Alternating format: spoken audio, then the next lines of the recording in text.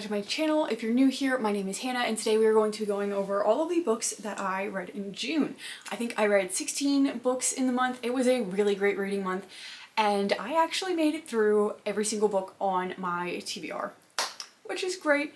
I only put 10 on my set TBR because I know that I'm going to want to read other books that aren't on there, but I do tend to sometimes just veer off course from that and not always end up reading all of them, despite the fact that I always read more than 10. But this month I did in fact get to all of them, and I'm pretty proud of myself for that. So without further ado, we're just going to get right into it. These are in no particular order. I just grab from the stack. So first up we have A Walk to Remember by Nicholas Sparks. I have another Nicholas Sparks book on the list. It was actually Safe Haven. This was on my TBR for the month. I was looking for an audiobook to start listening to because I had finished the one I was on and I knew I had a Nicholas Sparks on the list.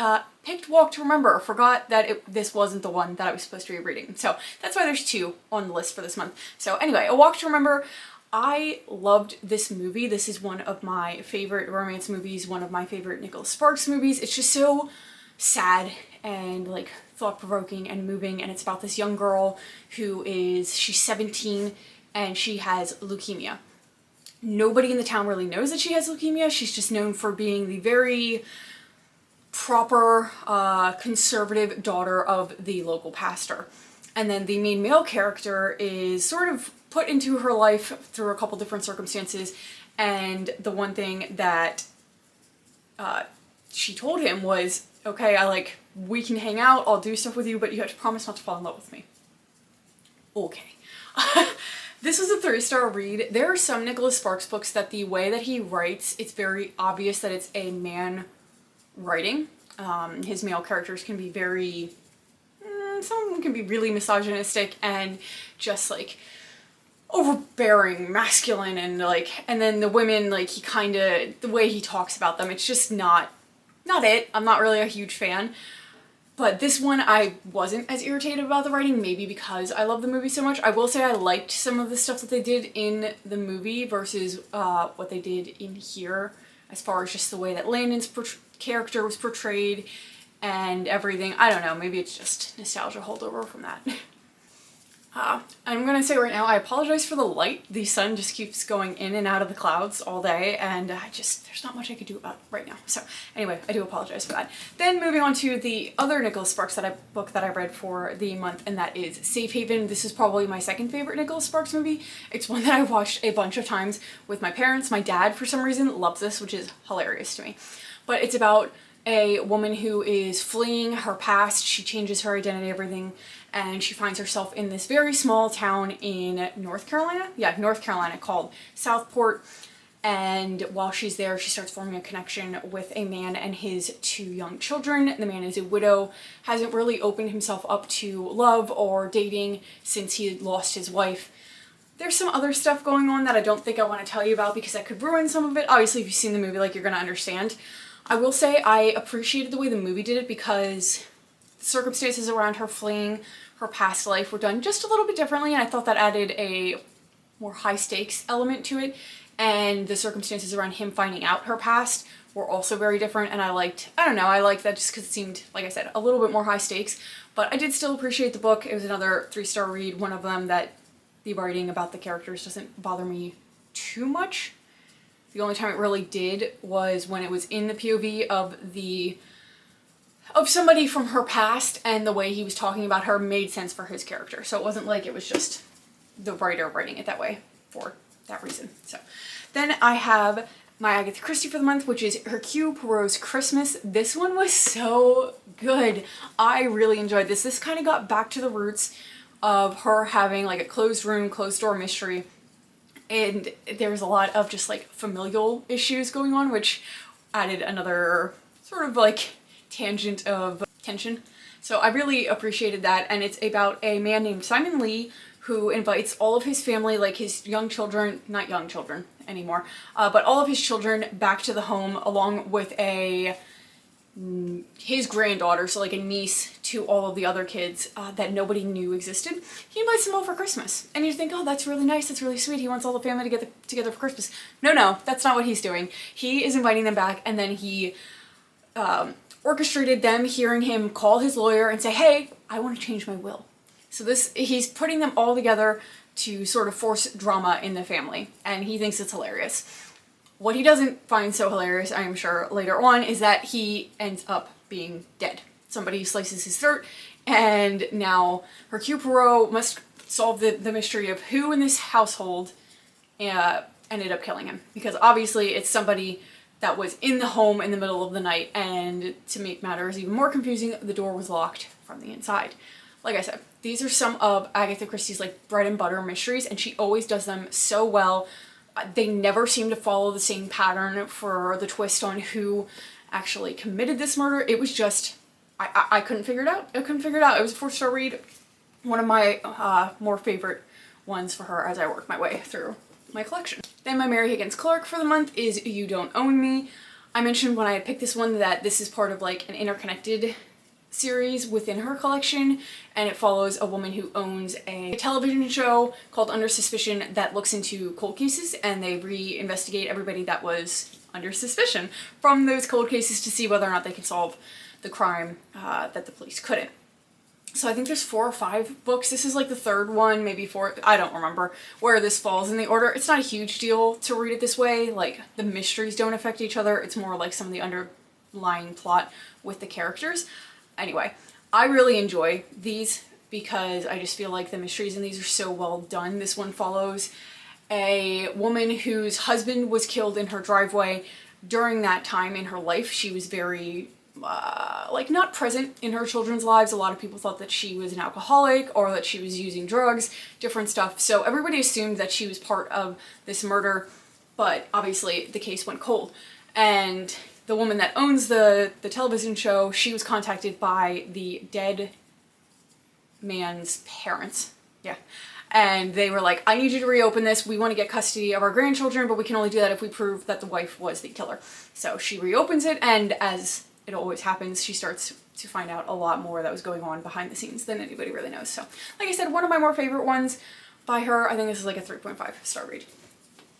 Then for one that I read during a reading blog, it was like a part of like my first installation of like a TBR takedown video. I read Red Rising. I actually listened as an audiobook because I was very, very nervous about reading this because it's science fiction and I'm not a huge science fiction person.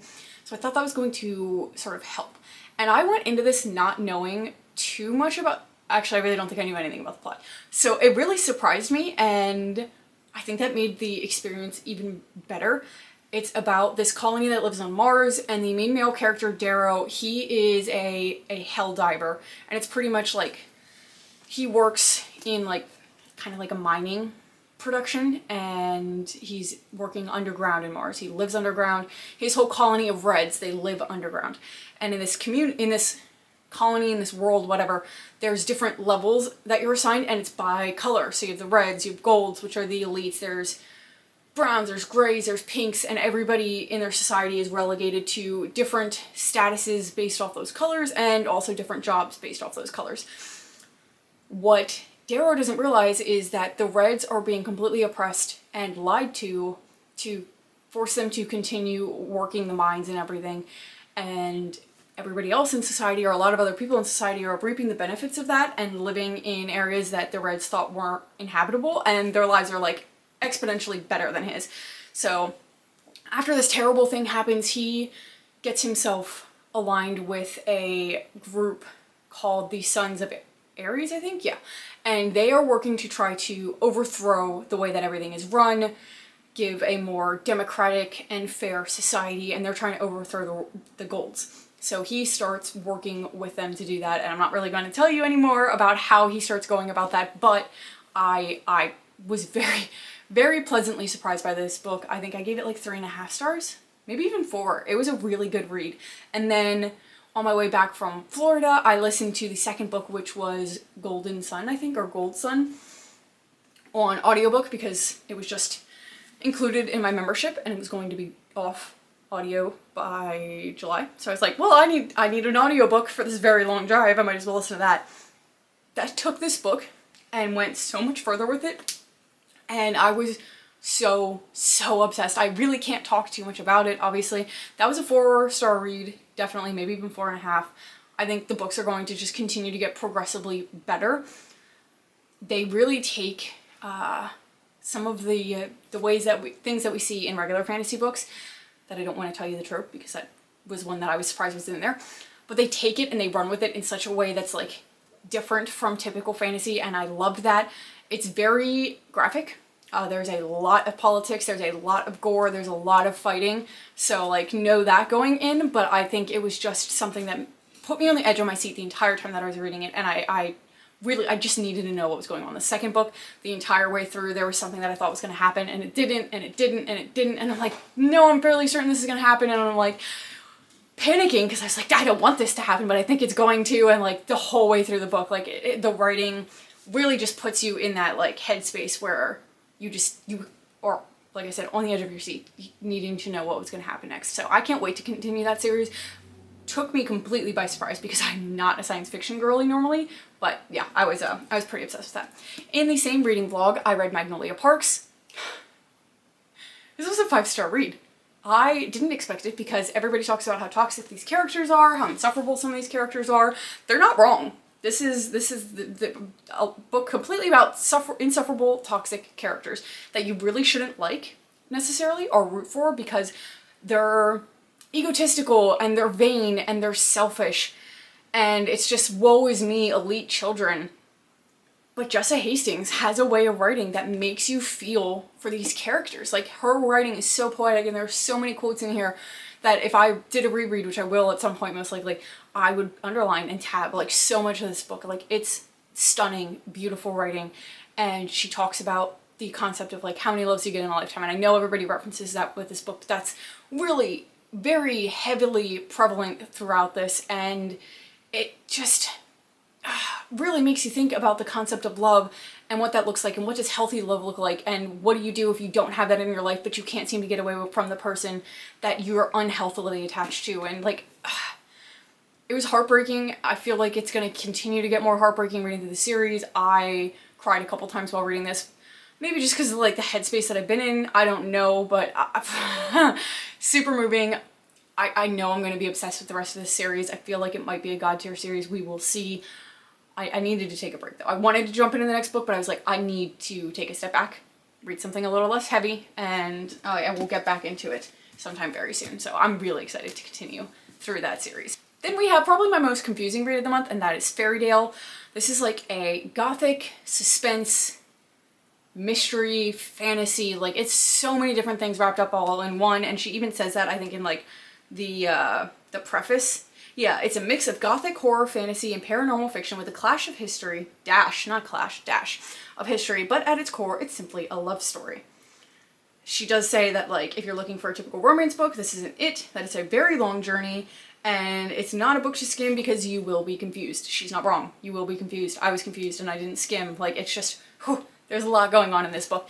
I'm not going to tell you any of the plot for this because I feel like it's better to jump in not knowing any of it because you're going to be confused anyway, but it makes it a little bit more fun. I think I'm at like a 3.5 star rating for this. I enjoyed the beginning parts. The confusion was still well done enough that I wanted to know what was going on. I just felt like the last 200 pages took us out of the story, like the pre-existing story, so much. And like, I got how it connected, but I don't feel like she executed that connection very well. Like I said, it just took me out way too much, and then coming back in was very jarring. So I didn't really like that, but I did appreciate the story overall, and just like the way her brain must have worked to come up with that storyline, like, it's kind of crazy.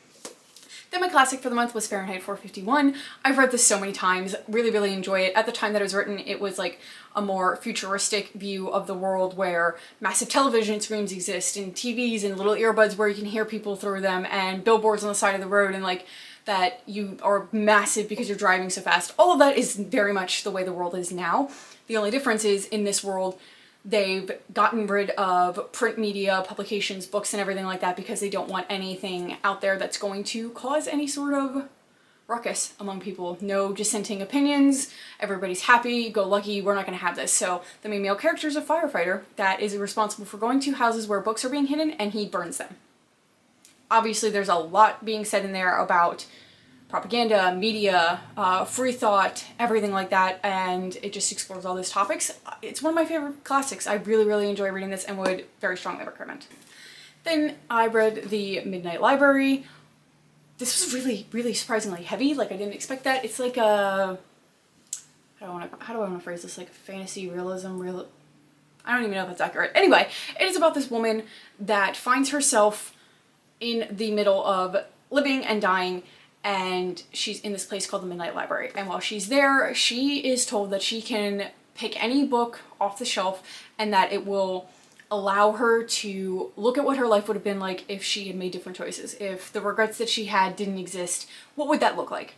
And this is very obviously a book that's meant to really make you think about the situation that you're in your life, and if you don't like the way your life is going, like, make you think about, well, you know, okay, would things really be different if I didn't have this regret in my life? If I had done this differently, would everything be better like I think it would? Or would something else be wrong? Or would something worse be wrong that I would hate in my life? And, you know, it really makes you sort of take stock of the choices that you've made in your life in a good way, and sort of the regrets that you have, and go, okay, like, life is full of regrets. What really matters is what I choose to do moving forward. Like, you can't get stuck on these regrets. Sometimes those things could be a blessing in disguise, that you didn't get to do something with your life, or that you made a certain choice. You know, that type of thing. Very heavy, kind of maybe a little bit in your face about it, but I think for some people that's really going to hit and really resonate, and it's going to be needed. So I think if you read this book, like, definitely go into it at a time in your life where you need sort of that kick in the pants and it'll be really good for you. I think otherwise, like I said, maybe it might be a little bit heavy-handed, but I did still enjoy it, and some of the, like I said, the underlying messages for it. So I think this was like a 3.5 star read. Then I'm considering this a read because I read 2 of the short stories in here. There's 4 short stories. I picked this up out of a little free library because The Grandmothers, the title short story, was something that I thought was turned into a movie, and it was in fact, but I didn't realize that it was originally a short story. The short story was just so short, and as I'm reading, I'm like, why am I reading this? Like, I really don't know why I'm reading this. And then the second one, I truly didn't understand why I was reading it, and then by the time I got to the third and fourth one, I went, nope, this writing style is not for me, what we're talking about isn't for me. None of them seem to really connect to each other. Like, it's supposed to be, I think, very analytical short stories about life and different lessons and morality and everything like that. It wasn't my thing. It wasn't my vibe. Like I said, I didn't appreciate her writing style all that much, so I stopped reading halfway through. But like I said, I read the title short story, so I'm considering it a read. It's my rules. I can make up my own rules as I go along. Anyway, next up I read Zodiac Academy, Ruthless Fae. This is the second book in this world. I gave this one a 4.5 star. The first book was a 5 star for me, and I did still really love this book and the way that this continued the world, and you continued to find out more about it and everything, and more about the powers and the main conflict with some of the more evil powers in the world that are looking to overthrow the Fae. I enjoyed all of that. I think it just, like, coming off the heels of the first one, which I just fell so absolutely in love with, like, I don't know, I didn't get the same feelings. So that's why it's a 4.5 versus a 5. Still in love with the series, still think this could be eventually a god tier series. It's just so fun and unique. And some of the romances that are coming out in this, like, Professor Orion is probably going to be one of my new favorite book boyfriends. Like, the lines between the two of them is just, he looks at her and he's like, stop looking at me like that. And she's like, what do you mean? And he's like, you can't look at me like that. And she's like, well, then you stop looking too. And like, so yeah. I'm obsessed, really, really enjoying this. I did start the third book already, so we're just gonna keep making our way through that series, and I'm so excited about it. Then for a book that I haven't quite finished, but I still have today and tomorrow in the month, is Releasing 10. I am very close, 450 pages in, and it's like a 700 something page book, so halfway there. Really loving it. I already know this is going to be a 5-star book. I went into it sort of assuming that it was going to be. This book, this book's heavy. This book's hard. You cry so much reading through this, and it's one of those where by this point in it, you go into it knowing a lot of the trauma that's happened to some of the other characters, some of the trauma that Lizzie is struggling with, and you kind of expect to be okay because you already have an understanding of that, but reading it in her perspective and the different scenes maybe a little bit more in detail than you get in other ones, or just completely new traumas that are happening to people that you had no idea was going to be part of this plot line, is just devastating. It's devastating. It is so heavy and traumatic, but I think it's all completely necessary to the storyline and to the character. And I've heard Chloe Walsh herself say that she sort of based Lizzie on a lot of things that she went through in her life. And I think to everybody that says this is trauma dumping for the just because, I don't think that's accurate. I think a lot of people that look at it this way just aren't willing to read the heavy topics. They're not willing to look at it head on and see it for what it is, and they want to pretend that stuff like that doesn't exist. And it does, and it's hard, and there are so many people that have lived realities like Lizzie, like Huey, like everybody else in these books, and I will never stop applauding Chloe Walsh for being real, honest, and very open about these struggles, and especially the fact that she's gone through some of them herself. Like, they're just some of the most real depictions that I've ever seen of them. So anyway, I'll get off my high horse, but I adore these characters, I adore this world. Never thought I'd get so attached to high school students in a fictional world, and everything that they're going through, but here we are, very, very much attached. I finally continued my journey through the Mortal Instruments series. This was another part of that reading vlog that I had referenced. And this is the third book. It's City of Glass. This was a 4.5 star read, actually. I really, really liked this. I felt like the first two books, some of the characters were a little bit insufferable. Clary can be very dumb, very dense, just do stupid things. You're like, why are you doing this? And then Simon is just, the first two books of like, I don't want Simon around anymore. I can't stand him. Like, just go away. You're the most irritating person ever. He gets a lot better. The character development for a lot of these are just, it's kind of crazy, the amount that they've grown in 3 books, and then this one you get to see a lot more of the world outside of the New York Institute, which I really loved. And this one kind of felt like it wrapped up pretty well for the third book, so I kind of understand why people say read these and then go into a different series that's like a prequel series and then come back into the rest of the Mortal Instruments series. I think that's what I'm going to do, but I did really enjoy this, and I'm glad that I'm finally getting myself back into the Shadowhunter realm. I listened to the audiobook for Cruel as the Light on my drive down to Florida. I don't get why more people aren't talking about this. I was obsessed with this world. If you love the Mortal Instruments, but you want something that's a little bit heavier, read Cruel as the Light. This is a similar concept where it's humanity fighting against the demons in the world, but in this one it's exorcists and people that are associated with the church. And then, of course, there's, like, regular infantry and stuff. But, like, the exorcists, they use blood magic to try and help fight against the demons.